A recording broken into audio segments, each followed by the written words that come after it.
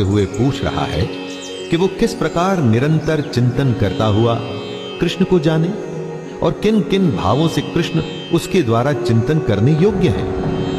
कैसे वो निरंतर कृष्ण का चिंतन करे और वो कौन से भाव हैं जिनसे वो कृष्ण के बारे में सोचे। अर्जुन की इस पिपासा जिज्ञासा से हमें यह सीखना चाहिए दोस्तों कि जब तक कि ज्ञान पूरा न मिल जाए हमें रुकना नहीं चाहिए। इसी तरह की निष्ठा, इसी तरह की तन्मयता यानी कि लगन आपको अपने क्षेत्र में बेस्ट बनाती है या वर्ल्ड चैंपियन बनाती है। अर्जुन कृष्ण की योग शक्ति विभूति के बारे में विस्तार पूर्वक जानना चाहता है।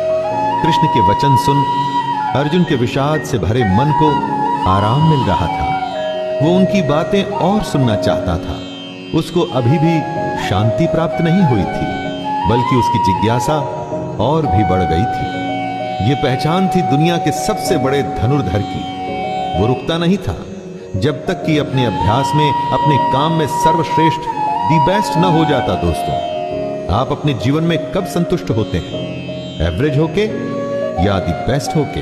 अर्जुन कृष्ण की योग शक्ति विभूति के बारे में विस्तार पूर्वक जानना चाहता है। कृष्ण के वचन सुन अर्जुन कृष्ण का विस्तार, उनकी सीमा जानना चाहता है। कृष्ण सादगी से कहते हैं, तू मेरी विभूति, मेरी विशेषता के बारे में सुन, क्योंकि मेरे विस्तार का तो कोई अंत ही नहीं। दोस्तों, कृष्ण की क्या सीमा है?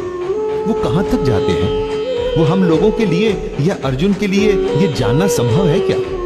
ना, ये संभव नहीं है दोस्तों। जो अनादि और अनंत है, यानी कि जिसका कोई आरंभ ही नहीं, जिसका कोई अंत नहीं, विदाउट बिगिनिंग और एन एंड, उसके विस्तार को आप कैसे समझोगे? हाँ, लेकिन जरूरी है कृष्ण के स्वरूप को समझना, और वही बात स्वयं कृष्ण समझा रहे हैं। अर्जुन कृष्ण कहते हैं, हे अर्जुन, मैं सब भूतों के हृदय में स्थित सबकी आत्मा तथा संपूर्ण भूतों का आदि, मध्य और अंत भी मैं ही हूं। हमारे अंदर जो आत्मा स्थित है, जिससे हमको मिलना है, जिसको हमें जानना है, वो कृष्ण ही है। हमारी शुरुआत, मध्य और आखिरी पड़ाव भी कृष्ण ही है। कई बार जब हम कुछ करते हैं तो अंदर से आवाज आती है कि ये सही है या ये गलत है। कौन होता है वो जो आपको ये बताता है? हमारी अंतरात्मा यानी कृष्ण, जो अपने अंदर की इस आवाज को निरंतर सुनने लगते हैं। उनकी गट फीलिंग कभी गलत नहीं होती दोस्तों। अदिति ऋषि कश्यप की पत्नी थी। उनके 12 पुत्र थे, जिन्हें देवता भी कहा जाता है। कृष्ण कहते हैं कि अदिति के 12 पुत्रों में वो विष्णु है। जितनी भी ज्योतियां हैं, उनमें कृष्ण किरणों वाले सूर्य हैं। कृष्ण 49 वायु देवताओं का तेज है और नक्षत्रों का अधिपति चंद्रमा भी कृष्ण है। यहां पर कृष्ण अपनी महिमा, अपने विराट स्वरूप को समझा रहे हैं। सिर्फ बातों की परिभाषा न समझिए दोस्तों, उनमें छुपा तत्व, उसके अंदर की गहरी बात को समझिए। जितनी भी ज्योतियां हैं, उनमें जो सूर्य है वो कृष्ण है। क्या आप और किसी ज्योति को जानते हैं जो सूर्य से अधिक तेज हो? कृष्ण अपने को वेदों में साम वेद बताते हैं। चारों वेदों में कृष्ण ने खुद को साम वेद बताया है। जितने भी देव हैं, उनमें वो इंद्र हैं। हमारी जो 5 इंद्रियां हैं, उनमें कृष्ण मन है। मन को जीत लेने पर इंद्रियों को वश में करना मुश्किल नहीं होता।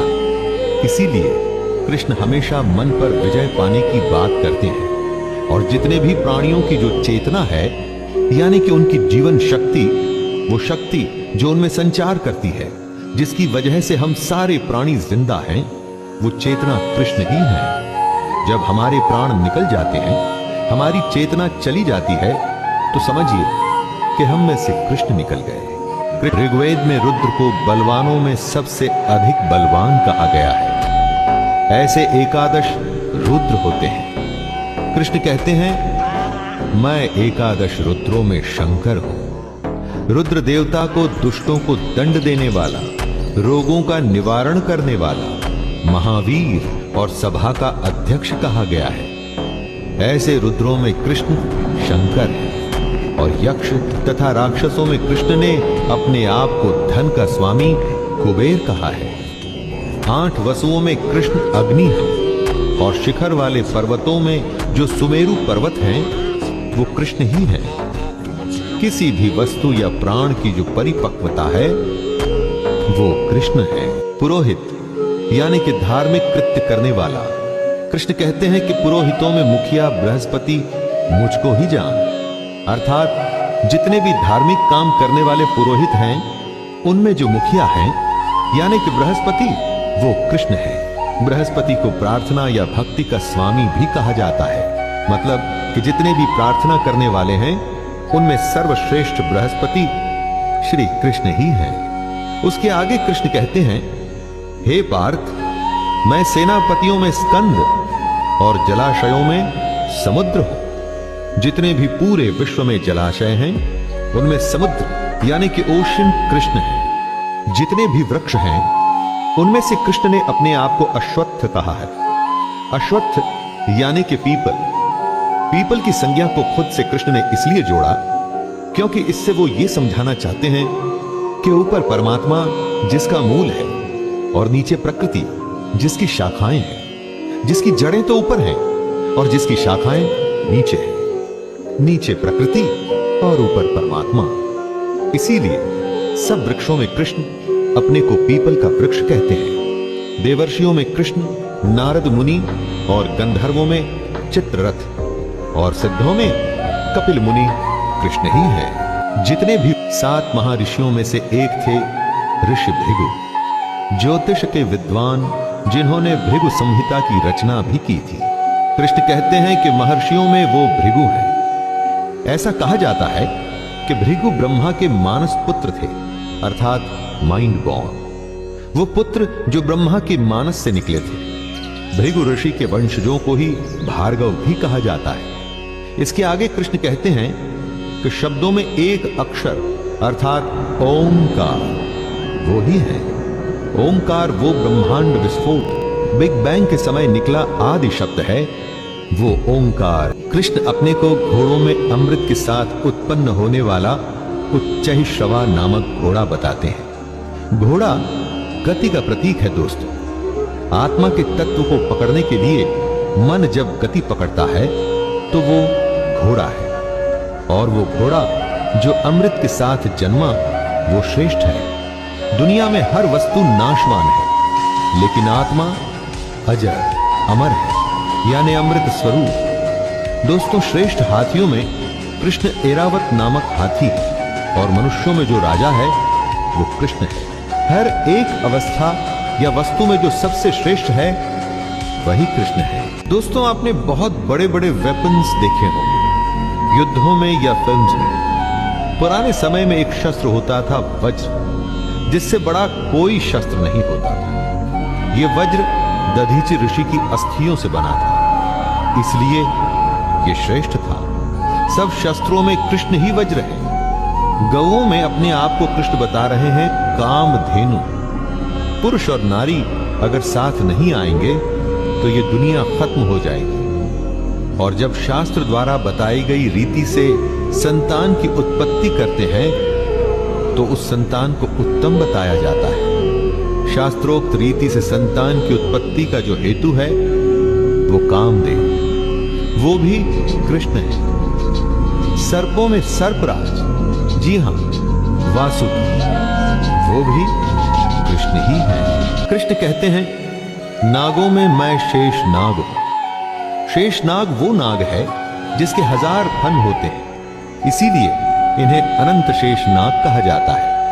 विष्णु भगवान इसी पर विराजमान होकर के सोते हैं। पौराणिक कथाओं में ऐसा कहा गया है कि हमारी धरती को शेष नाग ने ही धारण किया हुआ है। जलचरों में कृष्ण अधिपति वरुण देवता हैं, और पितरों में अर्यमा नामक पितर है, तथा शासन करने वालों में यमराज मैं ही हूं, ऐसा कृष्ण कहते हैं। जीवन के हर क्षेत्र से कोई ना कोई एक उदाहरण चुन लीजिए, उसकी विशेषता और श्रेष्ठता में आपको कृष्ण ही नजर आएंगे। यही बात हमें कृष्ण समझा रहे हैं कि वे क्या हैं। दैत्यों में कृष्ण प्रहलाद है, वही प्रहलाद जो हिरण्यकश्यप का पुत्र था। लाखों कोशिशों के बावजूद जिसे हिरण्यकश्यप मार नहीं पाया था। कृष्ण आगे कहते हैं कि गणना करने वालों का समय वो ही है। क्षण, घड़ी, दिन, पक्ष, मास आदि में जो समय है वो कृष्ण ही है। दोस्तों जरा सोचिए, जब समय बीतता है तो क्या होता है? समय को अगर आपको डिफाइन करना हो तो क्या कर पाएंगे आप? क्या चीज है समय? हर पल हर समय जो बीत रहा है, लेकिन उसे समझाना या समझना बहुत ही मुश्किल है। और वही समय कृष्ण है। पशुओं में कृष्ण सिंह है और पक्षियों में वो गरुड़ है। दैत्यों बुरे से बुरे प्रदूषण से जब वातावरण बिगड़ जाता है, तब शुद्ध वायु ही उसको पवित्र करके सांस लेने लायक बनती है। ऐसी पवित्र करने वाली वायु कृष्ण है। जो शस्त्र उठाते हैं, युद्ध करते हैं, उनमें कृष्ण श्री राम है। मर्यादा पुरुषोत्तम दशरथ पुत्र राम, रावण का वध कर धर्म की स्थापना करने वाले राम। मछलियों में कृष्ण मगरमच्छ है और नदियों में कृष्ण श्री भागीरथी की गंगा जी है। भगीरथ ऋषि के तप से जो गंगा धरती पर आई थी और जिसे शिव ने अपनी जटाओं में समाहित किया था, वही पवित्र गंगा कृष्ण है।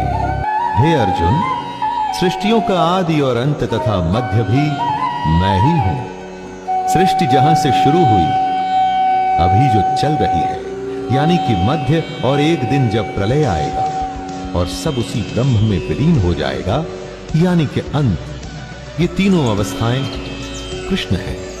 कृष्ण आगे कहते हैं कि मैं विद्याओं में आध्यात्म विद्या अर्थात ब्रह्म विद्या और परस्पर विवाद करने वालों का तत्व निर्णय के लिए किया जाने वाला वाद भी मैं ही हूं। हर विषय की अलग विद्या होती है। आध्यात्म विद्या अर्थात ब्रह्म विद्या, यानी कि वो विद्या जो हमारी आत्मा का द्वार आध्यात्म की तरफ खोले, जिससे हमें ब्रह्म की प्राप्ति हो, वो कृष्ण है। हर एक भाषा के वर्णाक्षर यानी कि अल्फाबेट्स होते हैं दोस्तों, और कृष्ण कहते हैं कि अक्षरों में मैं अकार हूं। अकार का अर्थ है अ अक्षर, यानी कि हमारी वर्णमाला जहां से शुरू होती है वो अ। कृष्ण कहते हैं कि समासों में मैं द्वंद्व नामक समास हूं। द्वंद्व समास यानी कि वो समास जिसमें दोनों पद प्रधान होते हैं।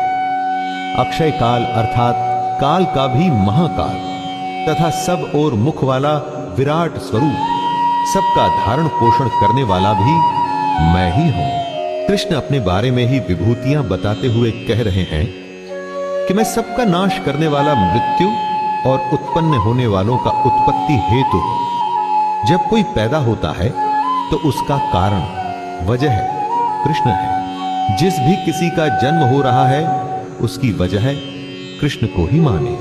और फिर जब देह का समय पूरा हो जाता है, जब समय हो जाता है आत्मा के शरीर को बदलने का, तो मृत्यु भी कृष्ण ही है। स्त्रियों में श्रुति यानी कि सुना हुआ, ईश्वर की वो वाणी जो सुनी जाती है। कृष्ण अपना परिचय देते हुए अर्जुन से कह रहे हैं, गायन करने योग्य श्रुतियों में मैं बृहत साम हूं। बृहत साम का मतलब होता है ऐसा गायन जो स्वर्ग लोक श्रेष्ठत्व, मन और तेज को स्वर आलाप से व्यंजित करता हो, यानी कि वो सबसे बड़ा गायन जो ऋचाओं में स्वर प्रधान है। छंदों में गायत्री छंद हो, यानी कि गायत्री महामंत्र, तथा महीनों में मार्गशीर्ष और ऋतुओं में वसंत भी मैं ही हूं। छल कई तरीके के होते हैं। पैसों का छल होता है, रिश्तों में छल होता है, राजनीतिक छल होता है। जितने भी छल हैं, इनमें सबसे भयंकर छल कौन सा होता है वो जानते हैं? जो पल में कुछ भी करने की क्षमता रखता हो, वो है जुआ। इसीलिए कृष्ण कहते हैं कि मैं छल करने वालों में जुआ हूं। प्रभावशाली पुरुषों का जो प्रभाव है, उनका जो ओज है, वो भी कृष्ण ही है। जो जीत जाते हैं उनकी विजय कृष्ण है। निश्चय करने वालों का निश्चय और सात्विक पुरुषों का सात्विक भाव भी कृष्ण ही है। यादवों के अंतर्गत एक वृष्णि वंश भी था। उसी के संदर्भ में कृष्ण कहते हैं कि वृष्णि वंशियों में मैं वासुदेव हूं, अर्थात जो इस समय स्वयं अर्जुन के सामने खड़े थे वो कृष्ण। कृष्ण आगे कहते हैं कि पांडवों में वो धनंजय है, अर्थात अर्जुन, पांडवों में हर किसी के पास गुणों की कमी नहीं थी, लेकिन उनमें सर्वश्रेष्ठ अर्जुन ही थे। तो स्वाभाविक ही है कि उन सब में से अगर कोई कृष्ण हो सकता था तो अर्जुन। मुनियों में वो वेद व्यास है, महाभारत के महान रचयिता, और कवियों में शुक्राचार्य कवि भी कृष्ण ही हैं। या मैं दमन करने वालों का दंड अर्थात दमन करने की शक्ति हूं। दबाने का काम सिर्फ शक्ति का काम होता है, उसमें और कुछ काम नहीं आता। इसीलिए जिन्होंने दमन करना है, दबाना है, उनके दबाने की शक्ति कृष्ण है। जीतने की इच्छा वालों की नीति हो। जीतने के लिए बहुत कुछ करना पड़ता है, श्रम, इच्छा शक्ति, अभ्यास और जाने क्या क्या, लेकिन बिना नीति के जीत संभव नहीं है दोस्तों। गुप्त रखने योग्य भावों का जो रक्षक होता है वो होता है मौन, और वह मौन मैं। अगर मौन नहीं टूटेगा तो कभी गुप्त भाव भी प्रकट नहीं होगा, और ज्ञानवानों का तत्व ज्ञान भी मैं ही हूं। मैं हे अर्जुन, जो सब भूतों की उत्पत्ति का कारण है वो भी मैं ही हूं, क्योंकि ऐसा चर और अचर कोई भी भूत नहीं जो मुझसे रहित हो। जिसमें प्राण है या जो निर्जीव है वो इस दुनिया में मेरे ही संकल्प से है। उसकी उत्पत्ति मुझसे ही हुई है और एक दिन उसने मुझ में ही विलीन हो जाना है। दोस्तों, जिनमें प्राण है उनकी आत्मा उसी परमात्मा कृष्ण का अंश है। कृष्ण उनमें हमेशा से विद्यमान है। अविद्या को हटाकर ज्ञान हासिल कर हम कृष्ण को अपने अंदर पा सकते हैं, और जो निर्जीव हैं वो प्रलय तक धरती पर मौजूद हैं और उसके बाद वापस से कृष्ण में ही मिल जाएंगे। कि हे परंतप, मेरी दिव्य विभूतियों का अंत नहीं है। मैंने अपनी विभूतियों का यह विस्तार तो तेरे लिए एक देश से अर्थात संक्षेप से कहा है। कृष्ण ने अपनी कई विभूतियों के बारे में अर्जुन से कहा। जीवन से जुड़े हर क्षेत्र से उन्होंने उदाहरण दिए। इतना कुछ कहने के बाद भी उनकी विभूतियों का अंत नहीं हुआ। हो भी नहीं सकता दोस्तों। कृष्ण का कहना है कि उनका कोई विस्तार नहीं, वो तो बिना सीमा के हैं। कि हे परंतु